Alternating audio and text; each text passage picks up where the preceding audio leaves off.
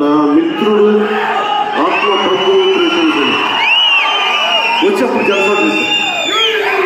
కష్టాలు ఉన్నప్పుడే adversity reveals to character అంటాడు. కష్టాలు ఉన్నవాడే వచ్చినప్పుడు స్నేహితుడు.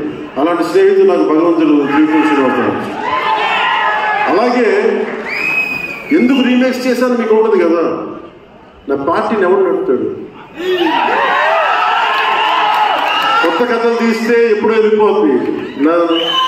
నా భార్యని కానీ నా పిల్లల్ని కానీ ఎవరు పోషిస్తారు?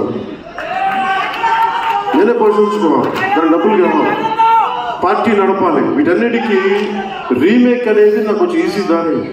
సొంత సినిమాలు కొత్త సినిమాలు చేయలేక కాదు, వేరే దారి లేక. నాకు దేశం పిచ్చి, సమాజ బాధ్యత పిచ్చి, సినిమా మీద ఉన్న కరెక్ట్ నేనంటే మీకు పిచ్చి.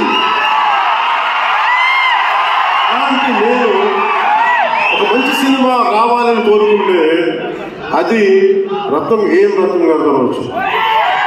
కోరుకున్నాడు ఆయన, నీతోటి ఒక బలమైన సినిమా తీయాలి. ఏదో ఆయన కూడా ముందు రీమేక్ వచ్చారు, అటు ఇటు తిరిగి. యాక్చువల్గా క్రిష్ గారి వల్ల ఈ సినిమా వచ్చింది. జాగర్లమూడి క్రిష్ గారికి మనందరం ముందుగా కరతాళ ధ్వనుల ద్వారా చాలా బలంగా తెలియజేయాలి.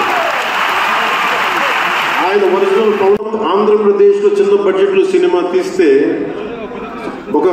మన బడ్జెట్స్ ఎంత ఉంటాయి? 10 కోట్లు 15. అలాంటి సినిమాల నుంచి సంగీత దర్శకత్వం వహించి మనం పెట్టే నాటు నాటు నాటు అనే పాట ప్రపంచమంతా ఉర్రూగా లూపిస్తుంది అనేది తెలియజేశారు కీరవాణి.